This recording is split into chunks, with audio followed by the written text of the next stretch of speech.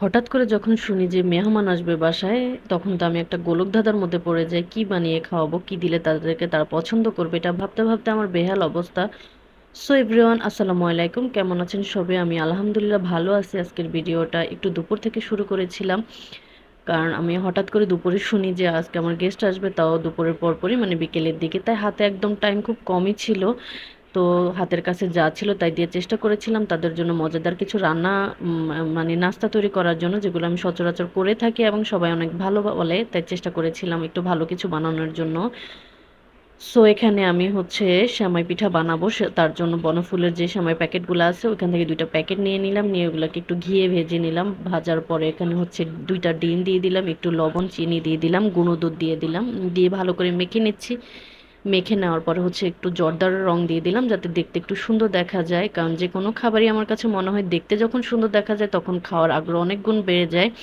তো এখানে হচ্ছে আমার মেয়ে আজকে আমাকে বলতেছে যে আজকে আম্মু তোমার যেহেতু টাইমটা কম, আমি তোমাকে একটু হেল্প করে দিই। তো আমি বললাম ঠিক আছে, আম্মুকে হাতে হাতে হেল্প করে দাও, তাহলে আম্মুর একটু আগায় যাবে কাজগুলা। তো হচ্ছে সামার পিঠাগুলো আমি মেখে দেওয়ার পরে একটু গোল করে নিল। নেওয়ার পরে আমি হচ্ছে এগুলো ফ্রিজে রেখে একটু রেস্টে রেখে দিলাম।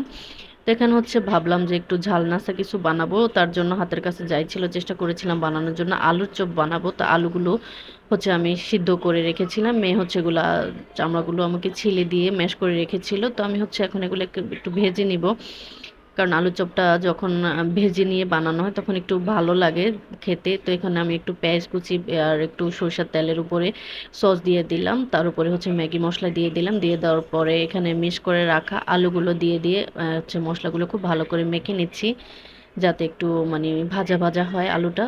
হওয়ার পরে হচ্ছে এখানে আমি উঠিয়ে নিলাম, একটা প্লেটের মধ্যে উঠিয়ে নেওয়ার পরে মেয়েকে দিয়ে আসলাম। ও হচ্ছে এগুলো আস্তে আস্তে একটু গোল করে নিল, করার পর আমি একটু ফ্রিজে রেখে দিলাম রেস্ট নেওয়ার জন্য। যাই হোক, তারপর হচ্ছে এখানে কিছু ডিম আর দুধ আনালাম, একটু ফিরনি বানাবো ভাবতেছিলাম, তাই দুধটা আনালাম। শ্বশুর বাবা এনে দিল, আনার পরে আমি এগুলো রেখে দিলাম। যাই হোক, এখানে মাঝখানে অনেকটা সময় চলে গিয়েছে, যেমন গোসল করেছি, তারপর ভাত খেয়েছি, ছেলে মেয়েকে খাওয়াইছি। খাওয়ার পর পরে সাথে সাথে রান্না করে চলে আসলাম, যেহেতু গেস্টরা চলে আসবে কাছাকাছি শুনেছি। তারপরে চলে আসলাম ভাজার জন্য, ফ্রিজ থেকে সেমাই পিঠাগুলো নামিয়ে সেগুলা একটু হালকা তেলের মধ্যে, গরম করা তেলের মধ্যে দিয়ে দিলাম। এই তেলটা কিন্তু বেশি গরম করে নেওয়া যাবে না, প্রথম তেল কিন্তু পুড়ে গেলে কালারটা আর থাকবে না। তাই হচ্ছে একদম কম আঁচে তেলটাকে রেখে পিঠাগুলো ভাজতে হবে। তার পাশের চুলা হচ্ছে যে ফিরনি বানাবো বলেছিলাম, সে ফিরনির দুধটা বসিয়ে দিলাম। দুধের মধ্যে হচ্ছে মানে চিনি, গরম মশলা আর কিছু বাদাম কিশমিশ দিয়ে দিলাম, সেটা হচ্ছে ওইদিকে। এদিকে হচ্ছে আমার সেমাই পিঠাগুলো ভাজা হয়ে যাওয়ার পরে হচ্ছে আমি আলুর চোপড় যে গোলাটা থাকে ওইটা মেখে নিচ্ছি। বেসন, একটু হচ্ছে আটা দিয়ে দিলাম, তার মধ্যে হচ্ছে একটু মরিচ গুঁড়ো, হলুদ গুঁড়ো, জিরে গুঁড়ো, লবণ দিয়ে দিলাম। দিয়ে দেওয়ার পরে হচ্ছে এখানে একটু বেকিং পাউডার দিয়ে দিলাম, যাতে একটু মসমসে হয়। দিয়ে দেওয়ার পরে একটু পানি দিয়ে গোলাটা হচ্ছে মেখে নিব। মেখে নেওয়ার পরে হচ্ছে এখানে আলু চপগুলা দিয়ে আমি ওগুলো ভেজে নিব। যাই হোক, এখানে হচ্ছে আমার গোলাটা একদম রেডি হয়ে গেছে।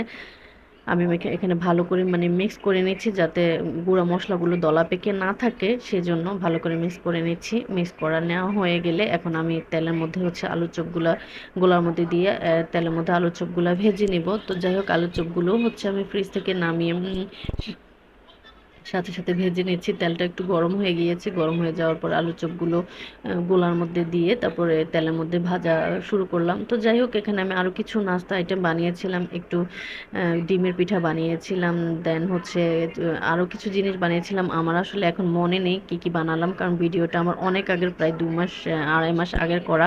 তা হচ্ছে সময় স্বল্পতার কারণে আসলে এডিট করে ভয়েস দিয়ে ছাড়া হয় নাই। তো এখানে হচ্ছে অন্য নাস্তাগুলা যে বানিয়েছিলাম সেগুলা দেখানোর সুযোগ হয়নি, টাইম অনেক কম ছিল। তাই যেগুলা পেরেছি সেগুলো আপনাদের সাথে শেয়ার করেছি, আমি কি কি নাস্তা বানাই সচরাচর মেহমান আসলে। যদি আপনাদের কাছে ভালো লেগে থাকে অবশ্যই একটা লাইক করবেন, আর কমেন্টে জানাবেন আপনারা হঠাৎ করে মেহমান চলে আসলে কি করেন। তো আজকে এ পর্যন্তই, ভালো থাকবেন, দোয়া করবেন আমার জন্য সবাই। আল্লাহ হাফেজ।